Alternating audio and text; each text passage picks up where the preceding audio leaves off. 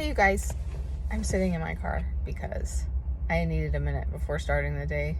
I dropped my daughter off at school, and then I just needed to, I just needed a minute. Anyway, I was reflecting, possibly this morning or last night. I don't remember. I think it was this morning, though. And I was thinking about Nate from Ted Lasso. I'm assuming most of you have watched because it's such a wildly popular show and the best new show on TV in 2020 and one of my favorites now. And I just rewatched it all with my older daughter when she was visiting before moving out of state again. And so I just rewatched the second season and the downfall of Nate. And it got me thinking, because the end, when he finally tells Ted how he feels, he hurls these accusations at Ted, right? He hurls these accusations at Ted about, the biggest thing was that he said, where you don't even have the picture frame that I gave you up in your office, you have some other stupid poster or whatever, the picture frame of him and Nate from earlier in the season, or when Ted made Nate an assistant coach instead of just being the, I don't know what he's called, water boy or whatever. I changed positions because I felt like the sunlight just on my neck and not on my face was weird. Anyway, so we had seen 2 episodes before that Ted has the picture frame up in his house instead of in the office because it's important to him. But Nate doesn't know that. Nate just assumed, because he doesn't have it up in his office, that he doesn't value it. And he never bothered to ask, and he just made that assumption. And he made other assumptions about Ted as well, that as he was accusing Ted of abandoning him. Abandonment wounds much, but if you look at Nate and the character and the type of relationship he has with his dad, there's clear father issues there. And, as much as we can say Nate's bad side really came out, and he became a pretty crappy person, at the same time, you could look at it from that angle of his wounds, and he clearly has father issues, and I believe that's the primary focus of blame on why his behavior goes the way that it goes. And he, in what he says to Ted, he's saying how Ted believed in him, Ted lifted him up, I don't want to say put him on a pedestal, but just raised him up in his self-esteem and confidence when he started taking his advice and listening to him as a water boy, and ended up promoting him to assistant coach because he was doing such a great job helping the team. But then when Ted brought in Roy as another coach because of, Roy wasn't a player anymore, and it was clear that Roy was meant to join the coaching staff. But to Nate, Ted adding Roy to the coaching staff was an insult to him, as if he wasn't enough, basically. Nate wanted to be the most important coach to Ted, basically, other than Beard, because Beard's there anyway. But yeah, Nate wanted to be more important, and he didn't want them to need anyone else. And if you recall, even when before Roy was added to the coaching staff, Nate made a comment about Ted had said that they needed to send someone to talk to the captain, who was the big guy or the big guns or something like that. And Nate was like, okay, I'll do it. And Ted laughed because of course it's not Nate, it's Roy. And Nate was already getting into his head with his ego. And so that was probably the beginning of that downward spiral. But yeah, so Nate's whole thing is Ted propped him up, made him feel better about himself, gave him confidence that his dad was not giving him, kind of like became like a substitute dad figure. And then Ted did not consciously continue to do that, but also, like, I don't think Ted that realized that Nate needed that, you know. For one thing, look at how Ted helped Jamie with his father issues and gave him a chance because of his father issues. But I don't think Ted has any idea of Nate's father issues, and so wasn't, you know, like, intentionally making certain efforts in that regard because he didn't even know. And I think that if he had known, he could have given Nate that extra attention that he needed to help continue to boost his confidence and his self-esteem. But instead, because Ted was not aware, and because Ted was going through his own stuff, going through his own mental health struggles, and just, you know, focused on doing what's best for the team, Ted didn't know. And Nate never communicated with him either.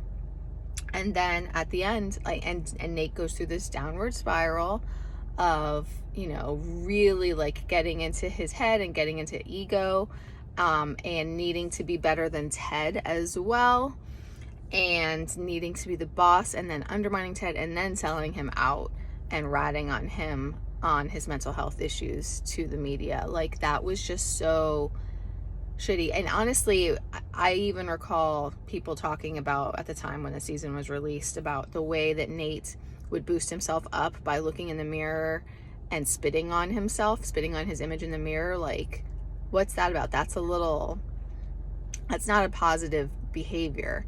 You know, if for you to feel, if for you to feel good about yourself, you have to, like, be demeaning and spit on, it wasn't himself, but it was like the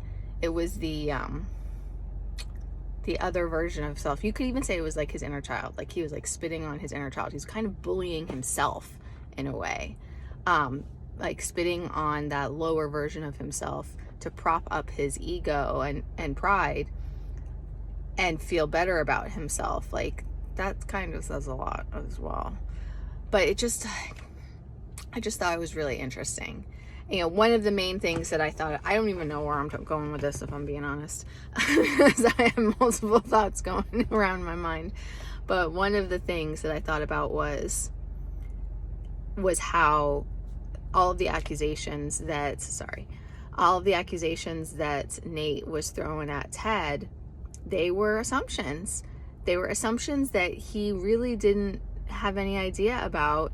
And he just assumed and did not communicate with Ted and didn't ask him. And he's making Ted out to be the bad guy when really, like, Ted really didn't do anything wrong. He just didn't know. And again, and some of it, it's not even that he did something wrong. It's just simply that the picture frame he brought home, I keep hitting my arm, sorry. The picture frame he brought home, and Nate didn't know that. And he assumed that he just didn't have it anymore, didn't have it up, and that it didn't matter to him. But it did matter to him. He had it home next to a picture of his son. So like, in Nate's eyes, when you look at it from the perspective of, in Nate's eyes, Ted has abandoned him. But meanwhile, from Ted's perspective, Ted has not abandoned him at all. He cares about him very much. He just, you know, has had other stuff going on, and Nate never communicated with him in a healthy way. So that got me thinking about, you know, like the pointing fingers and stuff like that, and people who, you know, who kind of behave in similar ways, and, you know, because of their wounds and because of their struggles. And even though this is just a TV show, I could go out there and say, because of whatever inner demons or entity attachments or whatever else Nate has going on spiritually, because of his, you know, issues, you know, because of these different things, there's people out there who are just functioning from this perspective that is more like an ego. It's ego center, and they're not, like, opening themselves up to seeing the other perspectives. And they're just making assumptions and making accusations at people and making people seem like they're horrible when, or making them feel that way in the way that they treat them. And they're not taking the time to really like put in the work for the relationship, to even communicate in a healthy way, or to even, they're not even willing to what's the word I'm looking for? They're not even willing to see clearly, to be honest, because they're not looking for the information or asking for the information to gain clarity and see clearly. They're not having that healthy communication to understand. They're not seeking to understand. They are seeking to justify their opinions and their assumptions rather than seeking to understand. So it's really like a whole different perspective from like the people like Ted, who are just, trying to do, their best for everyone, and they're good people, but they're human and they're flawed and they make mistakes. So that was one of the main things that I was thinking about at first. And I'm seeing the reflection with the twin flame journey too. It doesn't really even matter who we're talking about, whether we're talking about divine feminine or divine masculine, because both can be in those mindsets and states of woundedness. I've seen it in both. I've seen it in wounded divine feminines who are not yet ready to see their divine masculines from that perspective of unconditional love or seeking to understand them. I mean, I've seen so many divine feminines, actually. The Facebook groups are notorious for this. I've seen so many divine feminines in a mindset of placing blame and pointing the fingers at their divine masculines and not willing to see from their perspectives of why they are the way they are, why they're acting the way that they act, trying to understand them, trying to understand their wounds, or even understanding that nobody's perfect, everybody's human and flawed. Actually, you could take this to the narcissism thing as well, because narcissism is a word that's thrown around now like all the time, and it's not always used in the right examples, meaning like, although that being said, what is the true and exact definition? Because that's another thing. I have been told, it's been a minute since I graduated from university for my bachelor's and master's, so I have been told that now narcissism is treated like it's on a spectrum of, minimal to worse, severe or whatever, excuse me, sorry.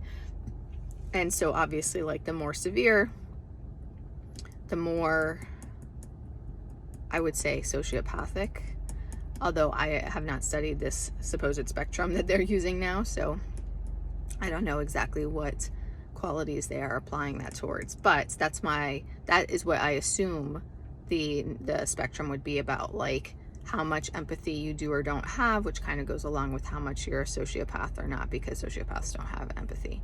To me, having divorced a narcissist and dealt with a severe narcissist karmic for my twin and I do consider her for both of us, because even though she's with him in this lifetime, I know all the lifetimes that she was part of our world. I even know a lifetime where she and I were sisters, and I know that the soul connection goes all three ways, basically. So yeah, I say it like that. But anyway, so I have my experience, and actually I also had a boss. I had a boss that was a pretty bad narcissist too, although it's been a while and I never analyzed him too much, so I can't say how sociopathic he was, but I've dealt with my fair share. And so to me, when I define a narcissist, I'm talking about someone who is a sociopath to the degree that they have absolutely no empathy or remorse whatsoever, and their entire objective is it's either, actually, at the very least, we'll say, at the very least, it's in only doing what they want and what's best for them and what they want for their lives, and completely like not even caring about what anyone else thinks or wants or feels. Doesn't matter, your wife, your kids, whatever, it doesn't matter, doesn't care. But what I was going to say, I think I said at the least. And so then at the worst, they're actively plotting to hurt other people as well. And that's where the sociopath side really comes in there. That's where the karmic comes in here. Like my ex-husband, he was definitely a narcissist in that, like, he didn't care. He only cared about himself, and he does whatever he wants. Pathological liar, creates a web of lies and relationships that he keeps people in the dark about, meaning like basically serial cheating. Okay, but anyway, that was one thing, but I wouldn't say that he was like plotting to hurt or harm. He simply was just doing what he wanted, and that's it. And then once you start butting heads, once you start having problems, then he would still do what he wanted for himself, and it didn't matter the collateral damage. So like his kids getting hurt in the process, didn't matter. But then there's sociopaths like the karmic who literally are like, and many karmics, let me just say, who is literally like plotting actively to hurt and harm others. To hurt and harm the divine masculine and the divine feminine in order to keep and control and practically own the divine masculine. So that's what I think of when I think of a narcissist. I do not think of someone who I know has a good heart but is just wounded, and I'm not even sure, to be honest, because this is where I'm talking about when I say the word gets thrown around a lot. Like, I've seen multiple times, and I've had it directed at me, people calling people narcissists, but that's not really the right word. What they really are trying to say, what they're really trying to accuse people of, is being egocentric or being self-absorbed or something like that. I mean, on a lot of divine feminines say it about their divine masculines too, that they are behaving in a narcissistic way with narcissistic toxic behaviors. Well, what does that mean exactly? What are you referring to exactly? Because and then we get into the debate of, is my twin a narcissist or not? And I actually just posted about this, or commented on it on a Facebook group the other day. When I try not to get too involved in those groups because the people are very negative and there's a lot of misinformation, but what I see when I'm scrolling, if I feel compelled to comment, I comment. So someone had raised that question of, is my twin a narcissist? And I personally, and I haven't asked Spirit about this, but I don't believe that a twin flame can be a true narcissist in the way that I think of them, in that sociopathic way where they have absolutely no empathy, are only out for themselves, and at times are even plotting against others to hurt others. To me, I don't think that a true twin flame could be a narcissist like that. But there are divine masculine, and this is what I said, wounded divine masculines can, when their wounds are triggered, they can do certain things or act in a certain way that a lot of people label as narcissistic behavior. That is not, like, they're not narcissists. They're just, their wounds are triggered. Their defense mechanisms start, what's the word I'm looking for? It's like when their wounds are triggered, it turns their defense mechanisms on. So then they act in a way that causes them to seem like a narcissist. But for me, the key difference is remorse. Do they have remorse or not? True divine masculines do have remorse, and they feel bad about it later, and they don't, and they regret it. True narcissists don't regret it. So this is where my problem is with how the term is thrown around, because there's a huge difference between those who have no remorse and have no empathy, and those who do, those who are just trying to do their best, but they have their wounds. And even the the egocentric thing and the self-absorbed thing, like, I think that we are all human. We're all human, and we all have flaws, and we all like need and crave connection with others, right? So just because someone thinks that they can, when I say that, I mean like when you're friends with someone and you think that it's a safe space where you're allowed to, you know, talk about whatever you need to talk about, then it can end up getting misconstrued by people sometimes as being self-absorbed or whatever. And, you know, different people have different degrees of needing that, of needing to just be able to talk sometimes. Or what it's looked at it in other ways too, of like just thinking that, of opinions and communication and, you know, acting like you're right or you're wrong and all that type of thing. Like, that's another thing that gets labeled, and that not just in like among friends or relationships, but also a lot of times with like experts in any field, right? It doesn't have to be spiritual, it can be in any field.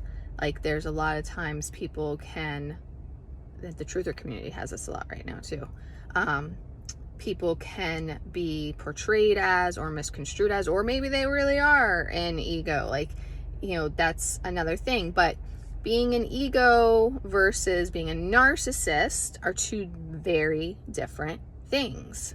And I think that it also goes along with, we don't know, you know, we don't, other than your like really best friends and people that you're really close with, and you could say partners or spouses, but that also depends on your relationship. You don't really know someone, you don't really know what their truths are. Just like with Nate and Ted, like Nate was making these assumptions about Ted and how Ted feels and how much Ted cares, and he was assuming that Ted abandoned him, but Ted had not abandoned him. Like, there's these, you know, assumptions that people make without really knowing someone, you know, and without understanding what their journey was. Like, I didn't really want to use a personal example, but I'm going to use a personal example of where I have been accused and whatnot. And some of the stuff that was said to me when I was accused and attacked, to be honest, my character attacked, some of the stuff that was said to me, I realized that this is what was going on, that this person didn't know me and didn't communicate with me and didn't take the time to ask me questions or get to know me. Like, there was assumptions that were made that were incorrect assumptions that I could easily have refuted and gone back and said, like, given them examples for the last 5 years and been like, this is, you know, why I feel the way that I feel. This is why I act the way that I act. This is what has happened with me. This is what, you know, whatever, just giving them examples. And I didn't, because it was clear that this person was making assumptions and was not interested in having communication with me about it, having healthy communication with me about it, and they were just making assumptions. I was like, I can't like change their mind. You know, they've made up their mind and they're not open to any other alternative. It doesn't matter what I say, they're just going to think what they're going to think, and they're going to take whatever I say to apply it to what they think, which is actually a psychological thing. It's called confirmation bias, of where you see what you want to see that validates what you believe. So anyway, so yeah, and it's frustrating because for someone who is a good person and is just, you know, human and flawed, you don't want to like be an asshole or seem like a narcissist, right? Because a narcissist is considered such a negative thing, such a bad thing. And like I said, to me, a narcissist is someone who is actively plotting to hurt other people. I think that the majority of the world, I'm going back to general now. I think the majority of people I need to ask Spirit what percentage are narcissists. But I think the majority of people, and definitely of true twin flames, are not narcissists. They just are human and flawed. And honestly, you could kind of say the same thing about Nate too. Like, as shitty as Nate was acting and the things that he did in the end, when you got down to it, it was, all about his wounds and his defense mechanisms acting up when he got triggered, when his wounds got triggered. So the majority, I mean, we'll have to see now what happens in season 3, but it is a fictional story, so not the same. But I think that it's important to have compassion for other people and understand that we're all having a human experience. Nobody's perfect. We're all flawed. And make the effort, especially when it comes to your twin flame, make the effort to look at those other perspectives and understand from their perspective of, why they are the way they are, why they function the way that they do, like what their triggers are. Make the efforts to communicate in healthy ways, to understand, not just make assumptions, but healthy communication in an effort to understand. And, as far as I'm concerned, like, I think that I am authentic and it shows. But if anybody doesn't understand something, please ask me, please talk to me. I'm the type of person that I can have that communication with. And since I was a teenager, I was literally asking my friends, what's wrong with me? What do I need to work on? How can I be better? And I'm still like that. So please communicate with me if you are bothered by something. But any case, again, remember I said I don't know where I'm going. I still don't really know where I'm going, but I think it's mainly just about that. It just struck me, the two different perspectives that Ted and Nate had, and how Nate attacked Ted based on these assumptions that were incorrect assumptions, and how Nate's wounds were triggered and how Nate's wounds were coming out. Another important thing from the spiritual perspective, when you're looking at narcissism versus normal human behavior, narcissists also are a partial possession. So when we're looking at why is a narcissist have no empathy and is only hurting others and they don't care, well, because they're also partially possessed. Because I know that psychology doesn't know that. I know that from my spiritual work, but that's another reason. And so yeah, that's just another reason why you can't really compare. And then going back to the other thing I said, well, let's be careful about how we use that word, because I'm gonna be honest, I have some friends who I know have big hearts, but just like I was talking about with the divine masculine, how we know that they have big hearts, that they care, how much they care basically, but they still can display those narcissistic qualities at times. And that doesn't make them bad people. That doesn't make them wrong all the time. It just makes them, flawed and human and wounded and in need of healing. And I truly believe that for those divine masculines and for those friends where the friendship is valuable enough to work through it, and it just depends on each circumstance, to be honest. But I truly believe that the power of unconditional love is part of what heals them and part of what changes them in positive ways to embody the best parts of themselves and not to engage in those negative, toxic behaviors anymore. So I don't know what this PSA is about, other than seek to understand and to listen and to have healthy communication and open your mind to all of the different perspectives. And also, let's think about that word, because I didn't know I was going in that direction when I started this. But let's think about that word, because it is thrown around a lot and it's not always the right word. So I don't know what else. And I want to get under 30, so bye. Damn, I wanted to get it under 30 because Instagram breaks it up like into videos of 15-minute increments, but I just remembered something I brought up and then didn't finish the thought process. So I brought up about thinking you're right type of thing. And it's funny or interesting because that's something that was triggered for me recently. And it is an issue for me as well because of something with my dad and something that happened, well, honestly, my whole life, but last year in particular, it was triggered. And it got me really thinking and reflecting on myself, because I don't want to be someone like that who, and I'm using myself as an example here, but talking about how I refer to like the experts and, you know, who's right and who's wrong and how they come across and stuff like that. But using myself as an example here. So yeah, I don't want to be someone who treats other people in a negative way because I'm not even sure how I'm trying to say this. That's why I'm like thinking and pausing. I'm also thinking about my dad, who treats people in a negative way because like I want to be right or something like that. Now, at the same time, I'm just going to be honest with my thought processes, okay?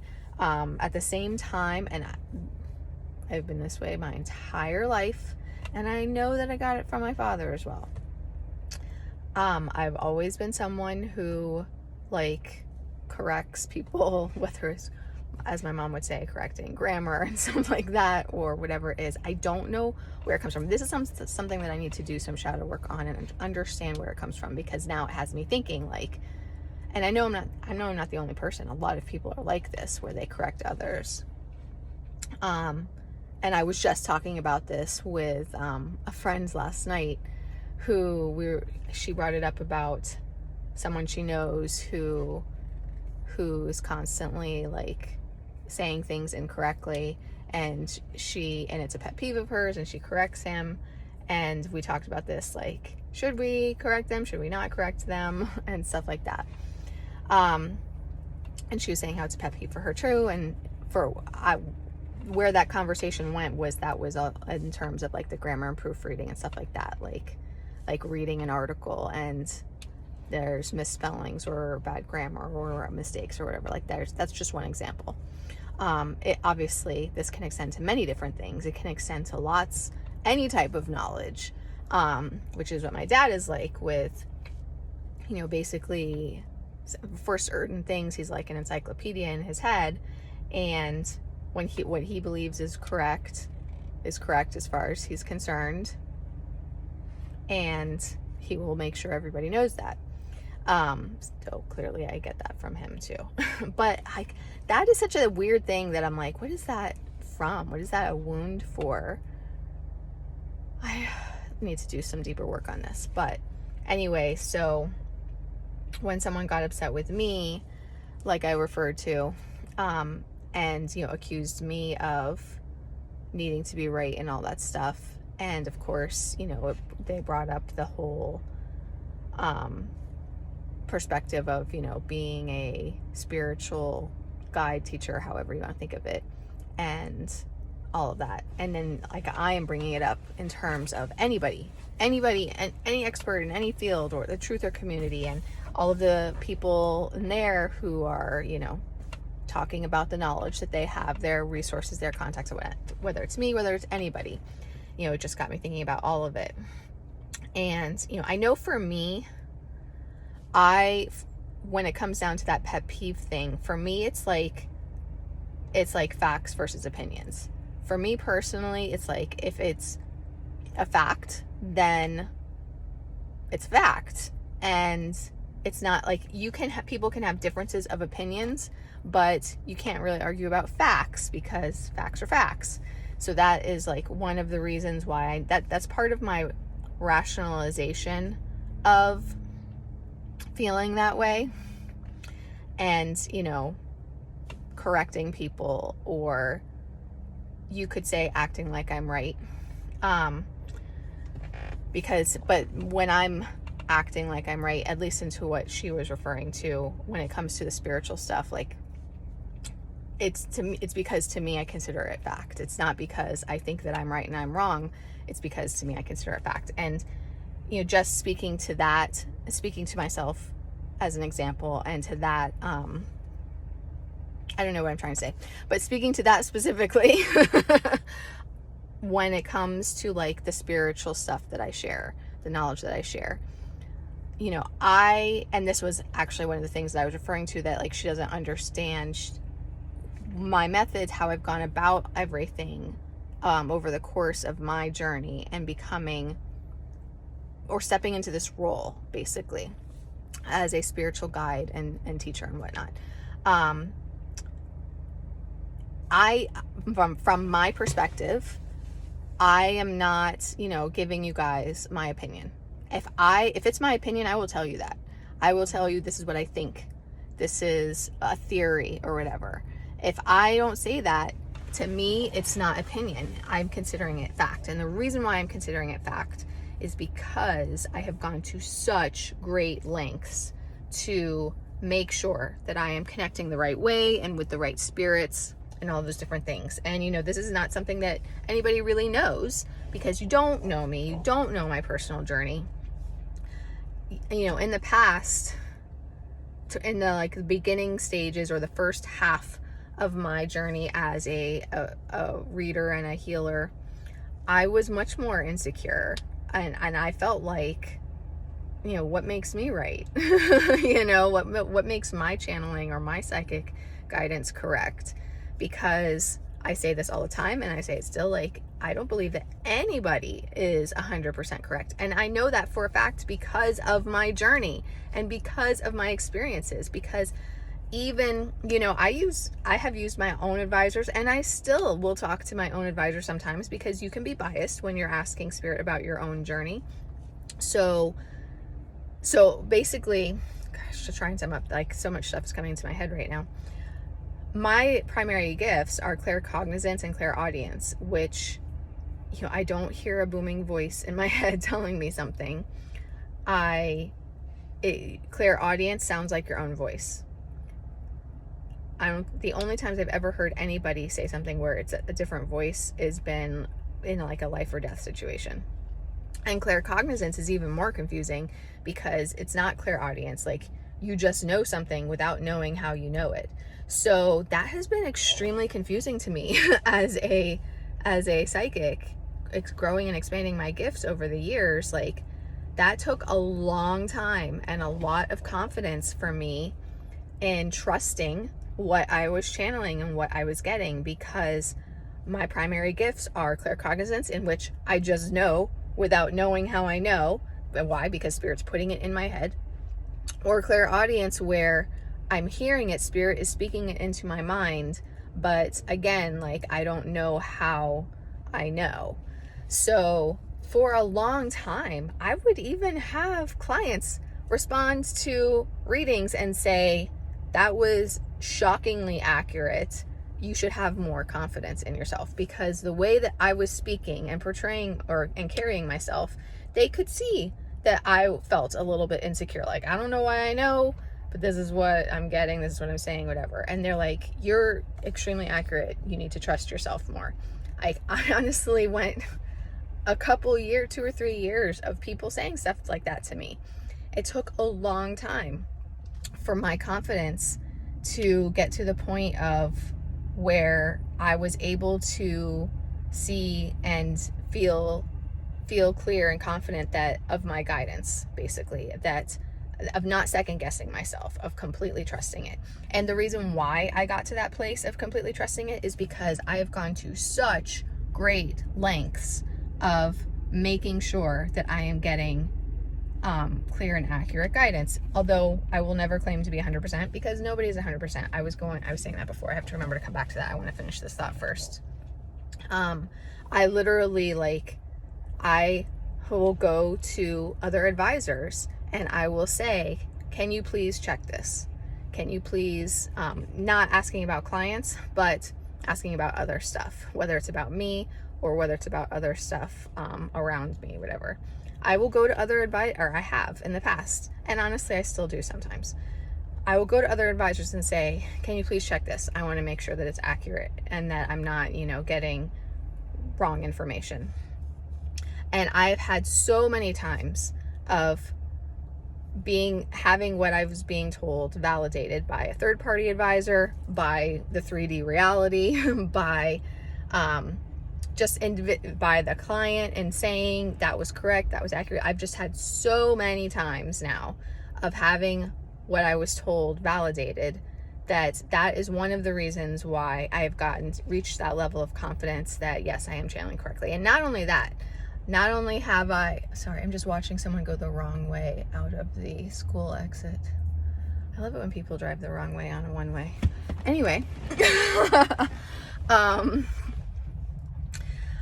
not only do I ask for advisors to validate, can you check this? Can you check if you're getting the same thing? But I also have had, because I know how easy it is for trickster spirits and whatnot to slip in there, I have also had advisors check on what spirits are around me, what spirits are communicating with me. I even had one period during a soul group attack in the past that there was a trickster spirit around me, and that fucked with my head a lot. Like, that made me second guess everything, and I went through another process, and honestly I kind of think spirit wanted me to go through that for me to hone my process of making sure I'm connecting with the right spirits, how to go about making sure I'm connecting with the right spirits, and making sure I'm getting the most accurate information and all of those things. And so now, like, over time, my methods have really been honed, and I don't like the word perfected, but I don't know an alternative. I've just perfected my process in a way that as of now, it seems to me like to be the most effective way for me to connect, to make sure I'm connecting with the right spirits, to make sure that I'm getting the most accurate information, and to make sure that there's no interference from any trickster spirits or negative energy or entities or anything. And so between that and the validation that I have gotten from through third parties, whether it's advisor, client, or whoever, that is what has brought me to this level of confidence, of confidence in who I'm connecting with and the information that I'm receiving. And that is why, because I have that level of confidence over years of practice, that is why I consider whatever information that I give you from spirit, that I have literally had a conversation with spirit about, that is why I consider it spiritual fact and not my opinion. Like, I am not, when I am telling you guys something about like the ascension videos that I've posted, for example, all the stuff that I say in there about spiritual knowledge and whatnot, I'm not pulling that out of my ass. I'm not creating that. That's not my opinion. That's literally from direct communication and conversations with spirit, and I consider it spiritual fact because it's coming from spirit. Now, the only thing that you could say there is that it's not like I can go to a history book and say, look, this is a fact. So in that sense, is it a fact or not? Because it's based on my spirit communication. It's not based on anybody else's, unless there might be some stuff that I learned from other spiritual teachers that are more well known, of course. But anyway, so that's just explaining like my process, my perspective. And the other thing that I wanted to come back to is I had brought up about how I've talked to advisors for myself as well. The closest, excuse me again. The closest advisors I have, who are my most trusted advisors, who I have had for years. Oh my God, excuse me, I'm sorry. Throat chakra right now. It's gross, but not too bad. People that have been very close to me. Now, I'm not talking about just one person. I'm talking about many different people, because we're going back years. And being how I am, which I'm not even sure if it's a Capricorn thing or if it's I don't know what else, but different aspects of my personality, basically. For whatever reason, it's the same reason why I've sought out the validation of my psychic information and spirit connection. Not just with that, but also with oh my gosh, I just lost my train of thought. Oh, Okay, so at the beginning of my twin flame journey, when I found out about being twin flames, I found out about the spiritual warfare and all that stuff. That was the beginning of my psychic journey as well. But particularly in terms of finding out what was going on with my twin and with the karmic partner and with the spiritual warfare, that was, an introduction to all of this to me. And I didn't even know that black magic and all that was real or really like did anything. And it was really hard for me. Like, I was afraid of getting scammed. I was afraid of a lot of things. And I was like, how do I trust this? How do I trust this information? So that was another thing for me. So another reason, why I spoke to other advisors and whatnot, and has continued over time. Because to me, since this is not something that I can like physically prove, to me, the best way to prove it was in getting multiple guidance from multiple different people. So if 3, 4, 5 different readers were all telling me the same thing back then that was the best proof that I could get that it was true and accurate. Because what are the odds that multiple different psychic advisors are all going to tell me the exact same thing about what's going on with my twin flame and with the karmic partner and the spiritual warfare and all that? So that's why when I say, my most trusted advisors, that's because my entire journey, in order to ensure accuracy and trust what I was being told about my own journey and the stuff that I needed to defeat, not even just now we're talking about, when I might double check that I'm connecting with spirit well, but going back years, we're talking about me making sure that I'm getting the right information about what the karmic partner is doing and stuff like that. So my entire journey over the course of time, has had many different people in it advising me. And so when I refer to my most trusted advisors, I'm talking about the people who've been with me the longest. I'm not talking only about one person. I say that specifically for the people who are close to me, who know that there is one particular person who I refer to as like the most gifted healer that I've worked with. But anyway, so all the different advisors, I've lost my train of thought. But now I remember. Of all of the advisors that I've worked with, of all of my most trusted advisors, even those who have given me the most accurate information and have been the most helpful to me, I can tell you with each and every single one of them, also examples of when they were wrong. And that's why I'm the first to tell you about myself and about all advisors.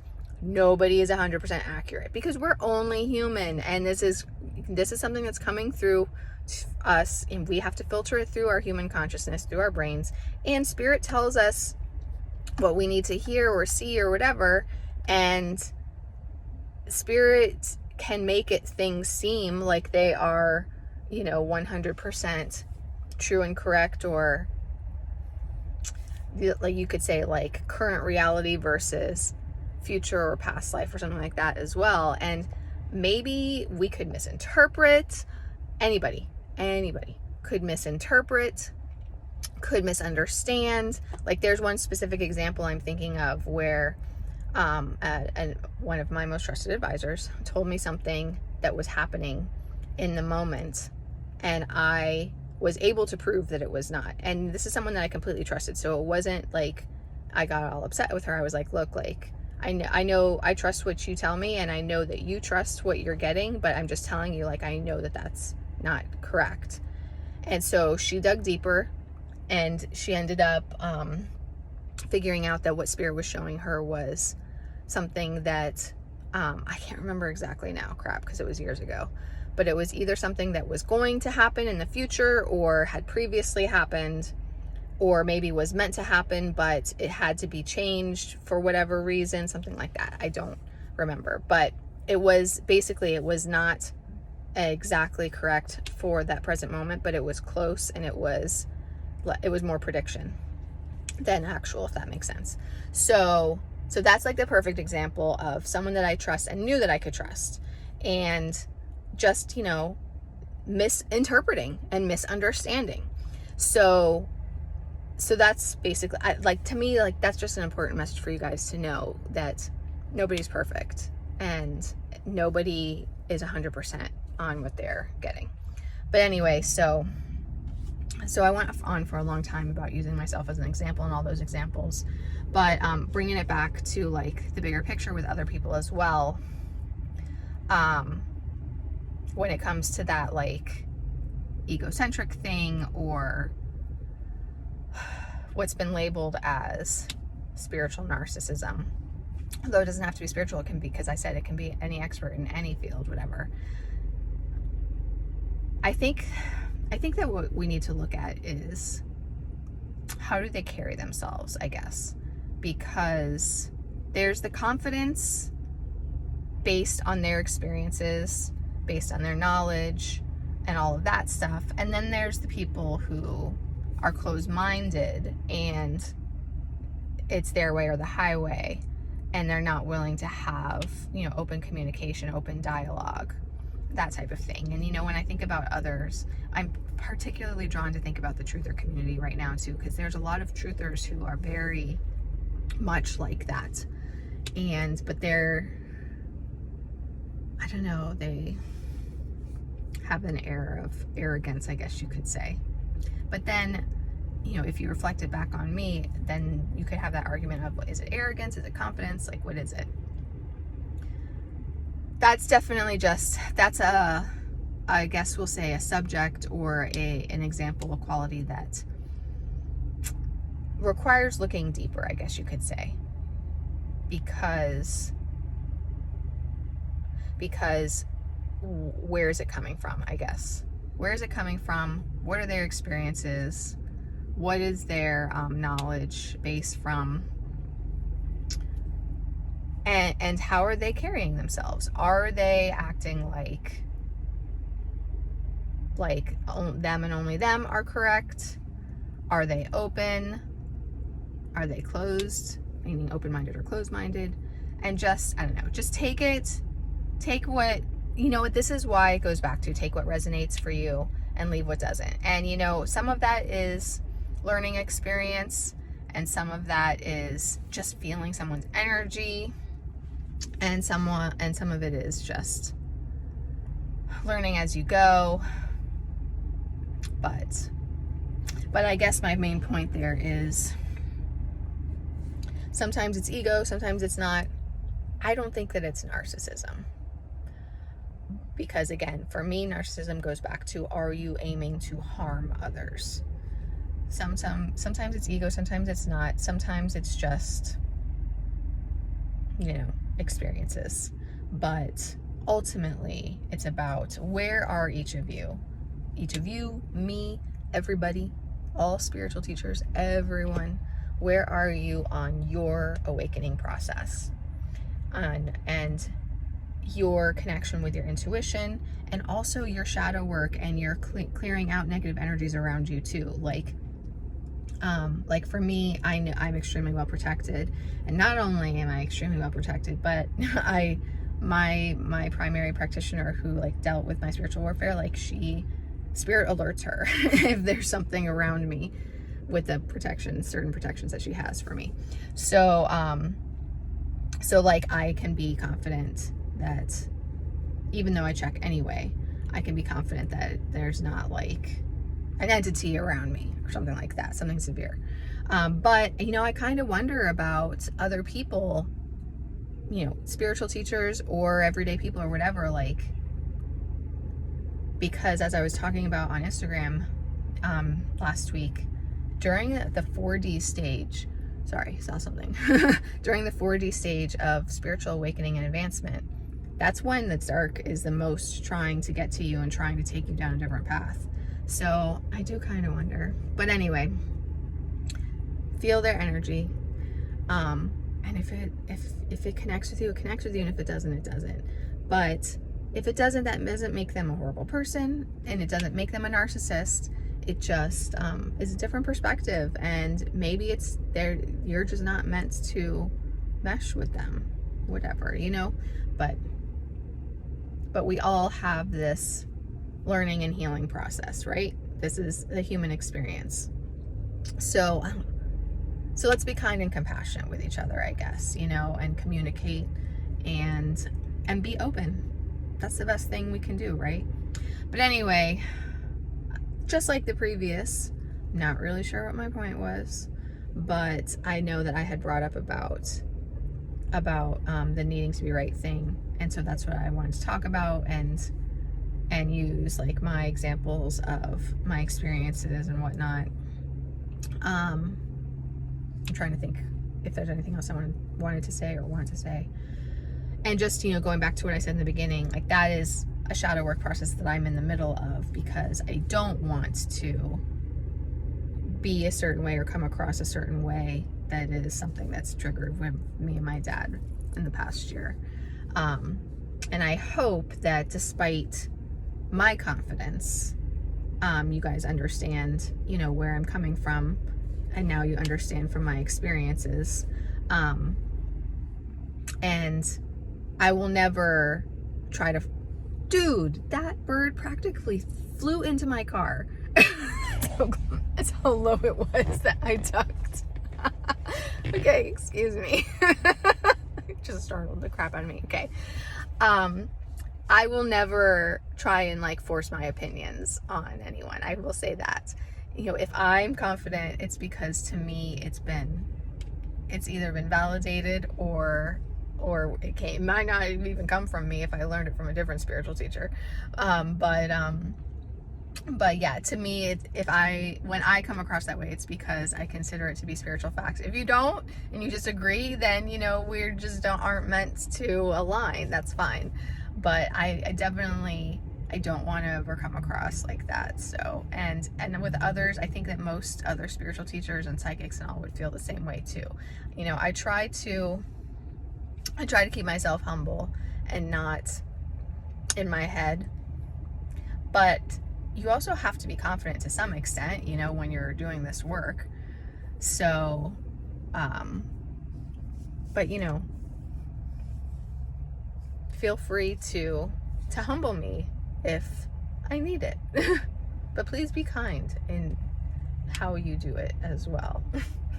And I think the biggest thing to me is just healthy communication, because I am always an open book and open to communication. I don't know why I said it like that. So yeah. I really don't know what else. I feel like I did have another point there, but not about me, but about the whole thing. But now I can't think of what it was, and I'm approaching the 30-minute mark again, so I guess I will stop.